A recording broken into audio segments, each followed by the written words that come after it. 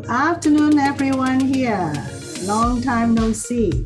So welcome to another webinar of ICAgile. So ICAgile is an organization for human resources practitioners to stay ahead of the curve, keep abreast of the latest information, trends, and best practices. And my name is Rita Chui. I'm the founder of ICAgile. And today I'm very glad that we have our speaker for today. As a human resources professional, I think SCRUM is not something new to you.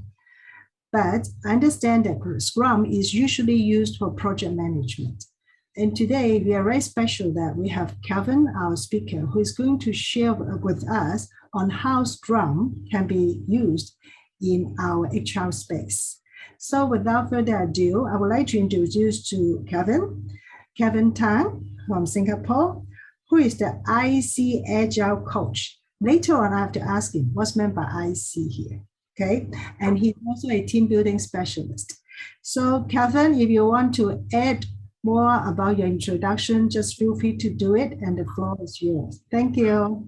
Thank you, Rita. Well, ladies and gentlemen, first and foremost, I'd like to thank Rita once again. Rita actually connected with me about, we connected about 1 or 2 months back, right? Yes. Yeah, because Rita was saying that in Hong Kong itself, right now, there's a trend of everyone talking about Agile.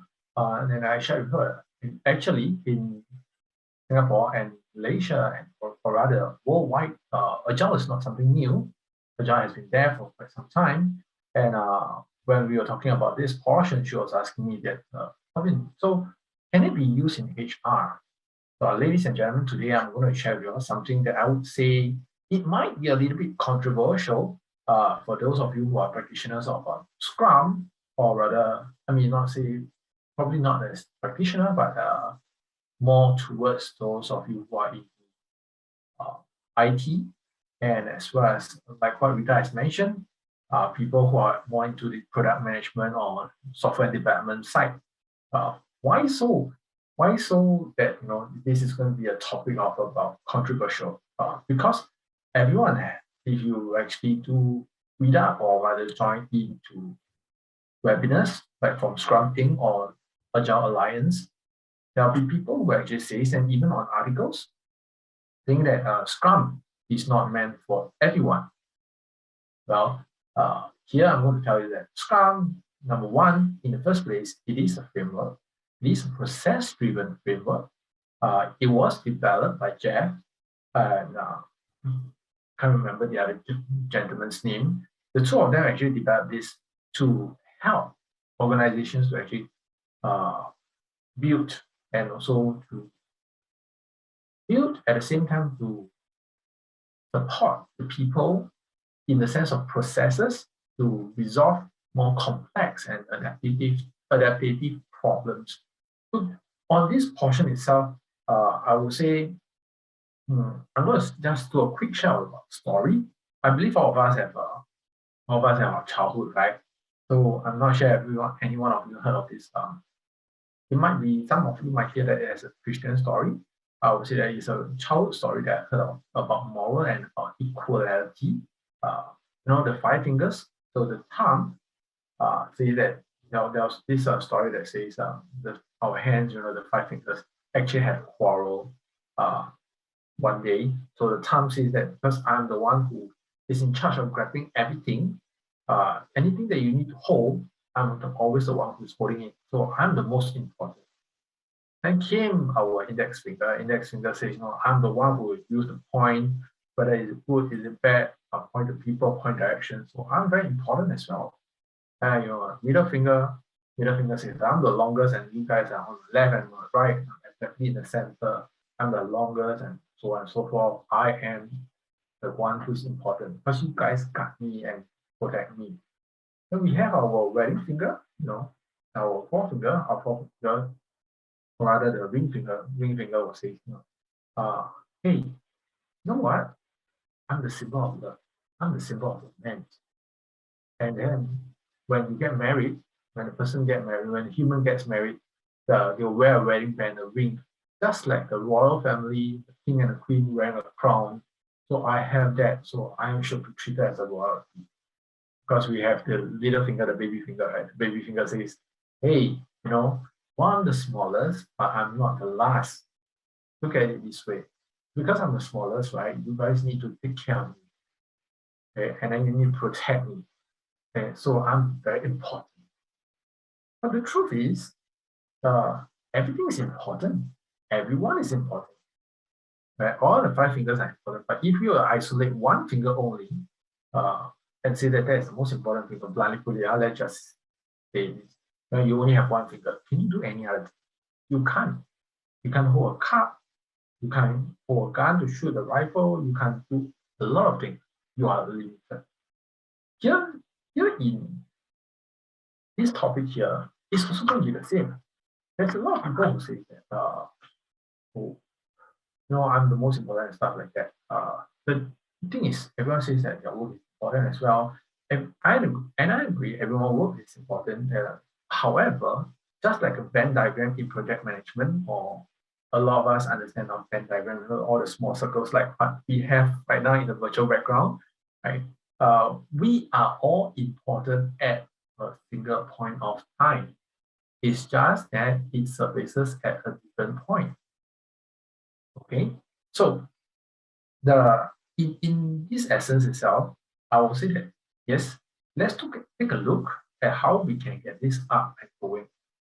For HR, everyone has neglected all of us. I'm in HR, not as a full-time job, but running my own business, doing training. I regard myself as also a HR practitioner. And without here, I will also say to everyone, here's the truth. Okay, we HR people, practitioners, have always been neglected by the company. Don't you agree? Because when it's come to downsizing or the company structure, the first one to go is never the salesperson, because the boss is going to tell you that sales is important. And the sales is going to protect the operations, because the operations cannot run the show if the sales cannot run the show if the operations people can't back them up, and so on and so forth. And then the last person to be thought of is the HR. So maybe HR should double job, have multiple roles. It'll be easier. You'll cut costs and stuff like that. No, not really. However, Scrum can help you. And Scrum, the other portion about Scrum, or rather over here today we're sharing, is about training. So everyone can implement Scrum. Everyone can implement Agile. Who says Agile, or who says HR can't? HR can. It's about how we do it. So for today's session, right, I'm going to share, and I hope that the biggest benefit that everyone will be able to get out of today's session is that you understand Scrum and you understand how to apply it with Agile, right, in your workplace, so that you can charter and steer organizations to calm waters. Because, ladies and gentlemen, what we are going to face right now, everyone has been talking about it 6 months ago, the Great Resignation, right? Especially the start of the year, we are seeing the Great Resignation. Now, what's going to come after the Great Resignation is the Great Recession. So with that resignation and recession coming along the way, we as HR practitioners, definitely, we will need to be able to work harder, or rather we definitely need to work harder to, I'll put it this way, work harder to ensure that the company, the organization stays afloat. Because if an organization doesn't stay afloat, we are all going to be floating out there. So without much further ado, let me just do a quick share of my slide. Right. So this is myself, and then I'm running this company called Forteams Private Limited over in Singapore and Malaysia. We do training for people, training in Agile, training and in Teambuilding. We actually infuse a lot of different methodologies over here. Right. The term I will keep using is Agile because it's about flexibility. Right. So now, for today's session, there will be 5 content. The first content is understanding what Scrum and what its relations to VUCA world, right? I'm defining the Scrum lifecycle and the roles, identifying the key drivers of VUCA and Scrum, right? Apply the top principles of Agile. Because we only have limited time today, so I'm not going to go through all the 12 principles. We are just going to have portions of it, right? And lastly, the conclusion, which will be the excelling in the new normal with discipline and job. Here, new normal is no longer highlighted because it is already here. All right, I'm going to give you some tips, 5 simple tips to use discipline agile, how you can use discipline agile and Scrum together so that you can steer it better. So first and foremost, ladies and gentlemen, understanding Scrum. What is Scrum? The first notion that I need to clarify with you once again is that Scrum essentially is a lightweight framework designed and developed by Ken and Jeff Sutherland. I think it's Ken Schwaber and Jeff Sutherland. So within which people can use it to address complex adaptive problems and also be able to productively and creatively delivering products and services with the highest possible value, right? So while it was developed, right, and when it was developed, it was actually developed with people in mind, okay? Because Jeff and Ken, the two of them understood this simple thing is that Scrum, right, is going to be a framework that helps people to move forward.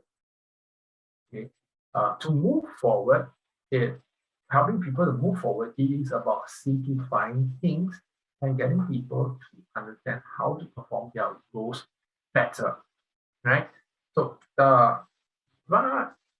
first, because the Silicon Valley, right, in the year 2000, especially about 2 years ago, started to be more heavily using Scrum as part of their methodology, which is what we call the Agile right now.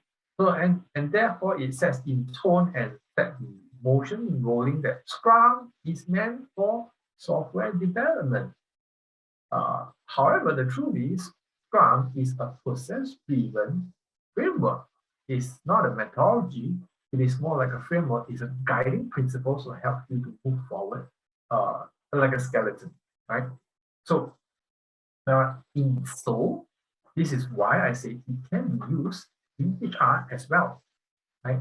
So, for that to happen, first and foremost, ladies and gentlemen, we are going to just understand this very simply. The simple rules of Scrum at the very initial stage. Please forgive me, I like a little bit of history, so I'm going to go into a bit of history for you. Right, Jeff, he was actually a Vietnam War veteran. So after the Vietnam War, he was working and he developed all these things slowly by and by, and he met Ken. So their initial simple rules is there's only 3 rules, there's 5 events, and at the same time, there's 3 artifacts. Okay, 3 roles to play, 5 events that will follow suit. Okay, and then there's 3 artifacts. 3 artifacts is actually not like what we believe, like the artifacts as in very treasured chairs or stuff like that. It's more like documentation. Okay. I guess they decided to use a word to make it sound a little bit more different. If it were to be me today, I'm going to just be more direct and blunt. The artifacts we are talking about is your documentation. So basically, people have to perform 3 different types of roles. There's 5 events to go through. It is a process, right? And then the artifacts will be also your documentation, right? So we are going to look at about this along the way, right? Before we move on into this portion, I'm going to just let you understand VUCA. Ladies and gentlemen, VUCA, again, this terminology, I guess a lot of us is hearing VUCA right now because of one thing. VUCA, because of COVID. VUCA, because of Agile, right? Actually, VUCA was coined by the US Marines back in the early 70s when Soviet Union fell, right? When Soviet Union fell, the US Marines, they realized that they have no enemies anymore. They got no idea who are they supposed to fight. They cannot identify the Russians as a friend or a foe. So somehow or other, the people that the generals that they point out this terminology called VUCA. I'm going to use a simple explanation here to let you understand what is VUCA. VUCA, the first thing that we talk about is V, volatility. Volatility, we are talking about change is being only constant. there's always changes, which is why a lot of people relate it to the COVID situation right now, right? We have been used to do things like, for example, in the past, we probably see webinars as something that, wow, I'm not sure. Should I be attending a webinar? I've not heard of webinar before. Over the past 2 years, webinar has been something that's normal, and we have been traveling just like right now. I'm doing in Singapore, for Hong Kong, and everyone overseas, right? The next about that we talk about is uncertainty. Don't you all feel that there's a lot of uncertainty happening? In simpler sense, right now, everyone is saying that there's uncertainty, even in Singapore. Without sharing with you, I'm not sure if you have read the news. Malaysia is going to stop. It's going to stop sending live chickens to Singapore because there's lack of supply, right? So in that, Singapore is going to face no live chicken. We have frozen chicken, so don't worry. If you come over to Singapore retail, you still can get the chicken rice and stuff like that. Yeah. So so when we talk about that uncertainty that happens, there'll be people who say, oh, no, what can we do about this? How is it going to be like a livelihood and things like that? However, the truth is, what happens in the past, in VUCA here, we want to share with people is that what happens in the past no longer and does not dictate the future. I just thinking an example of the live chicken. Yes, Singapore is going to face a shortage of live chickens, fresh chickens from 1st of June onwards.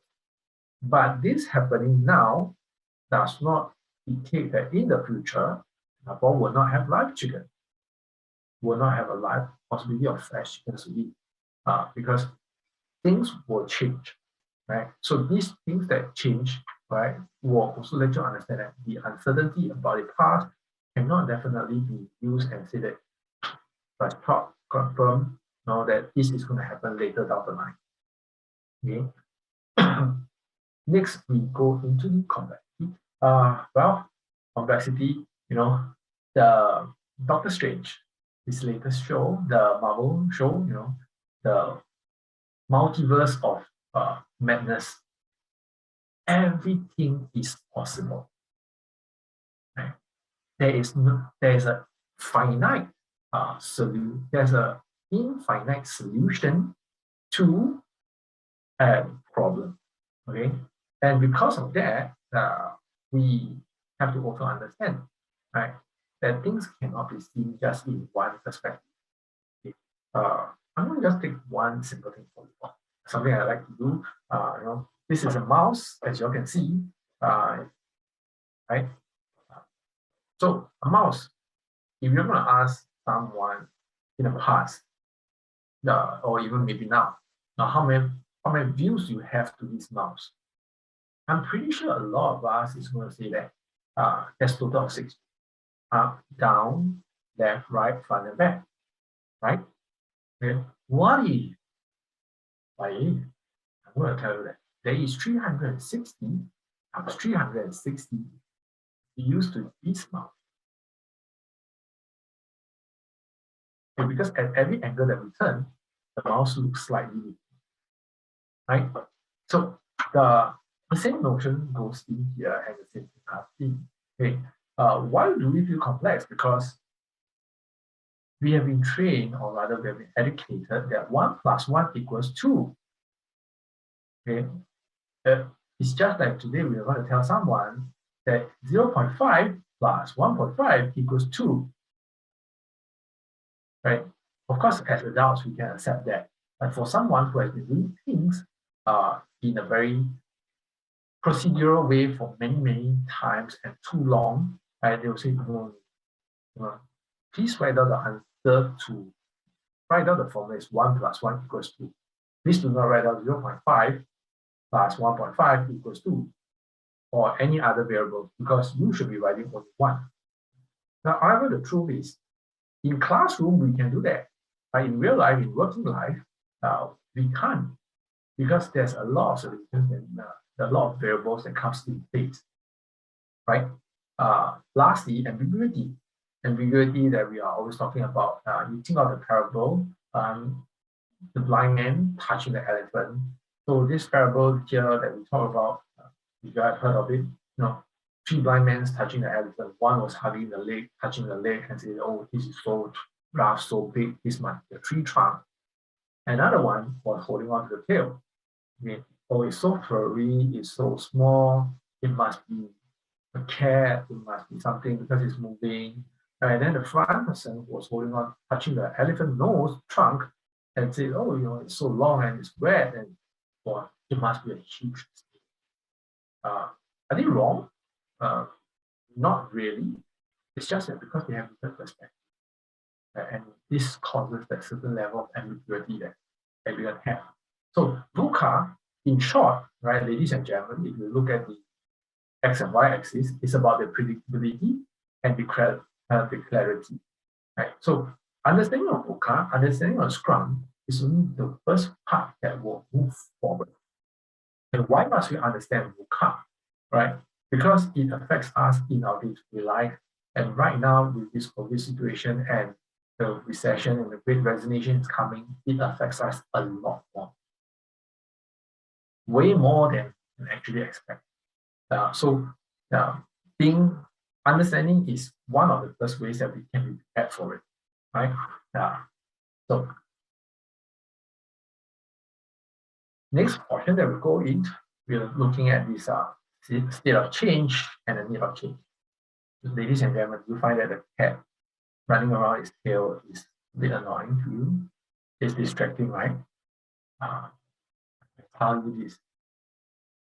You find that yourself, especially like HR practitioners, ladies and gentlemen, you find yourself at times feeling like the cat, chasing after your own tail. And you must be probably thinking, "Oh, what do you mean? I don't chase my own tail." Okay, here's the thing. Why are we chasing our own tail? Because COVID has happened. It's here to stay. We all agree, right? Now, because of COVID, we are always being bossed around. We are always being tasked to change this, change that. I'm not sure over in Hong Kong and other countries we are. I know in Malaysia and in Singapore, right, the HR practitioners, the HR personnel have led a very tiring and tedious work life especially, for the past 2 years. Because when the government says, now we need to have these safe distancing measures, so the company can only have 25% headcount in the office. Let's change. And then the boss will just look at the HR. Change. And the poor HR has went figure out, okay, who's supposed to be in office, who's not supposed to be in office, and then those people who they tell them that you shouldn't be in office, tells the HR, say, no, I need to be in office because my work is important. And then other people will also say the same thing, right? Now, it made you feel, or rather it made them feel that they are fighting fires most of the time. So it's just like the cat, chasing after this, the blindlessly and aimlessly. At the end of the day, the one who suffers the burnout is the HR, right? So what happens to this situation is that it brings us to the where are we now? Where are we now? Like I said, we are in the VUCA world, and because of this, ladies and gentlemen, we have so much changes and so much ambiguity that, as I mentioned, HR people, practitioners are feeling the burnout, which is why the Great Resignation is going to come along the way. Because I'm going to tell you this, HR practitioners, dear HR practitioners, we are not the only ones who are facing this burnout, because everyone is also having the same problem. Everyone is essentially now like the cat, okay, chasing after its own tail. Now, with this portion of the Great Resignation coming, you guys are going to have a much more tiring role once again. So what is the more tiring role that's going to come? I am going to have a disclaimer right now, right here, okay? I'm going to be put a very strong disclaimer here. I know what I'm going to say next. Sounds like I'm a doomsday believer. Great. However, about 3 years back, I already said the recession is going to come. Okay. One thing I shared with my BNI friends, one of my friends, when he was talking to me, I said the recession is going to come, which is why I believe team building is going to earn. Then he said, why team building is going to earn when the recession is going to come? I said, because the HR practitioners will be asked for what? So lack of the L&D people, then the company morale is low. People will want to find team building personnel to come into the activities to boost up the morale. They will find it lower cost than hiring an in-house person to do all these things. So, however, what I didn't expect was this pandemic. So if I'm going to just tell you all this, right? Like I mentioned just now earlier, I like history. I'm going to bring you all back, travel back in time, 1929. 1939. What happened then? Then it was the Great Depression. It was a similar situation as right now that we are having. Okay? It is definitely a near similar situation. The Black Friday, the Great Plague, followed by the economic recession, okay, which caused the depression, the Great Depression, for 10 years. Are we going to be as bad as them? Probably not. Probably not. But are we going to be not as bad? Maybe. But I will definitely tell you that we probably also see as near bad as it is. Why probably not? Why probably yes? One of the key reasons is, ladies and gentlemen, we have our globalization. All the governments in the world has worked towards globalization, and we are luckier than them, right? Honestly, we are now much more luckier because we still have the internet to support us and protect us in a way. Right? We can do a lot of things. So for us to say, for everyone to say, what happens next, I will say that the first thing that happens is all these are coming. We need to embrace it. We need to be prepared for it. The next thing that is going to be looking at is how to survive it through. So to survive it through, ladies and gentlemen, we need to think forward, which is why I put in my webinar title, thinking forward, and also to practice agility. Practice agility in a sense where we talk about being flexible, understanding what is going to happen and how we can change things, right? So once again, I will tell you all this.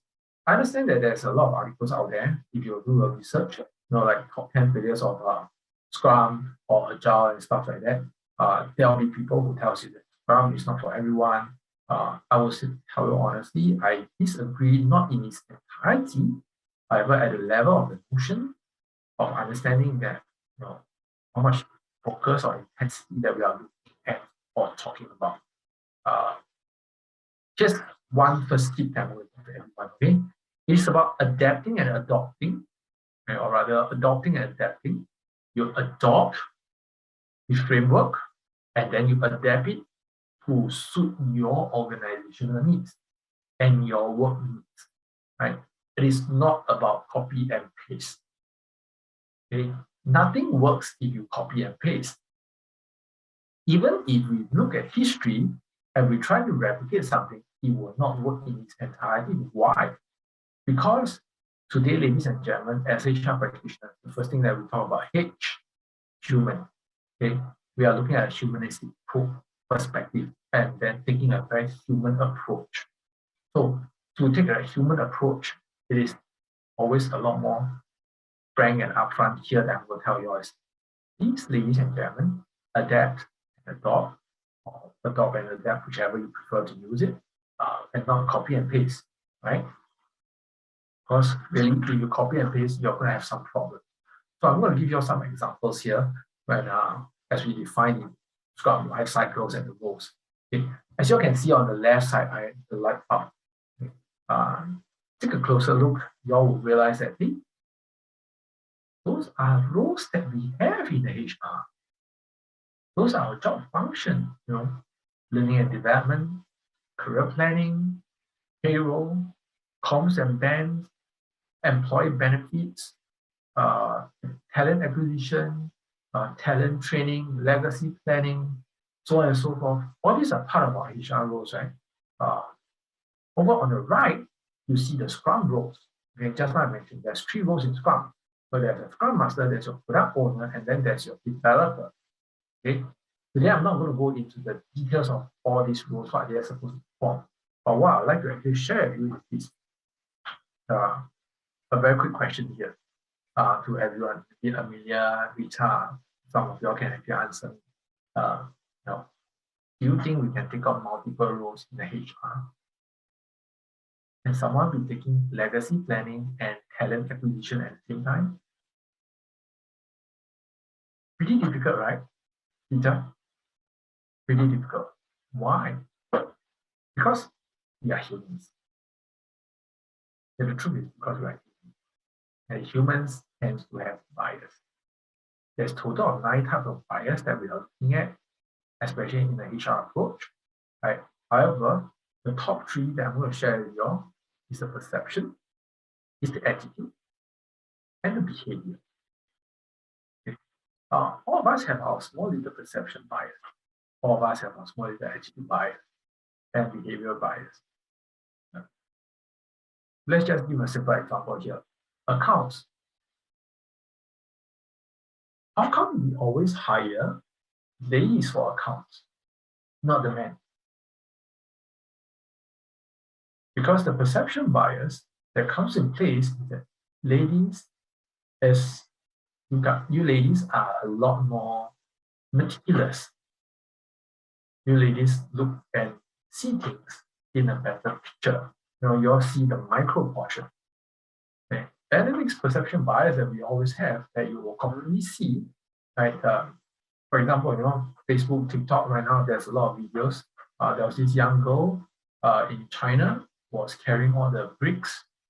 And then they say, why is a pretty young girl like her carrying bricks at a construction site? That is not the way. She shouldn't be there. She shouldn't. This is not her work.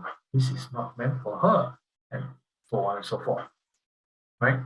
Now, who says that carrying bricks is only meant for the lady? Years ago, when I was a lot younger, I'm very old right now. I think I'm old. I'm 41. When I was in secondary school, the high school in Hong Kong, I guess, when I was 13, I like cooking. So when I was 13, I was actually given the opportunity to choose what course I would like to take. One was the design and technology. My friends in Singapore here will understand D&T. It's doing about artwork, the workshop stuff, build things and cut things and stuff like that. And the other one was the food and nutrition, about cooking. So I like to cook. I chose food and nutrition. Guess what? My teacher had this perception bias and says that no, F&N, food and nutrition, is for ladies. It's not meant for boys. It's meant for girls. You should not be attending unless, she's a female, huh? You say unless you're a CC. Okay. Then everyone started laughing and things like that. So I didn't go into it. However, as we can see, it is a sense of perception bias. Okay. Well, if that would be true, then how come we are having like Gordon Ramsay, such a famous chef, and all the other Michelin chefs out there? Quite a number of them are guys as well. Now, the first question I'm going to ask is, if I have the chance to turn back time, I'm going to ask my teacher, so is Gordon Ramsay a CC? I don't think so. He's quite fierce and he's quite masculine. So this is one example I can give to all of you. Right? Similarly, in Scrum itself, we need to understand and align the roles accordingly and not to multitask. Just like in our HR roles, you can't multitask. A case of multitasking and wearing multiple hats, right, ladies and gentlemen, it is first cause of failure. If you want Scrum to work for your organization, this is the first thing you must understand. You must align a few things properly. Number one, be understanding and be able to set the roles properly. No one should be taking dual roles. No one should be multitasking. No one should be wearing multiple hats. That makes it easy, right? Whoever is taking on the Scrum Master, I'll put it this way: Scrum Master, as you can see from the case, like a sergeant major, he's the one who's like a discipline master, controls the whole situation. Product owner is the one that owns the thing. Developer is the one who creates the thing. So, in that essence itself, whoever is the product owner should not multitask as a Scrum Master. Okay. Similarly, the developer as well. So I'll put it this way, giving everyone an example, right? Let's just say the sales manager, the sales team is looking to hire a sales staff. Okay, the sales manager, which role should he be in? Scrum Master, product owner, or developer? The answer will be product owner, because that is his portion of work, right? Now, who is going to be the one who is developing? Who is the developer? Developing the software, right? The JD. The developer here is who I will say is in the HR there, right? The legacy plan, right? Or sorry, the talent acquisition. Okay, the talent acquisition portion. Because the developer knows, have to talk to the product owner and then understand like a little bit more about what they really need, and then come up with the JD. I believe some of us actually have experience before, or a show of hands if you went for a job interview, the JD writes a lot of things to the point where you're overwhelmed. You got no idea what is your actual role. That's how it can be. Right? So developer is someone who needs to work closely with the product owner to understand what their real needs are. Okay. Then the last person is the Scrum Master. The Scrum Master is kind of like a HR manager, the one who is a gatekeeper, who says, okay, this is good, this is no good, we should move forward, we should not move forward. Let's look at it back on the drawing board, right? And decide. Now, next portion, right?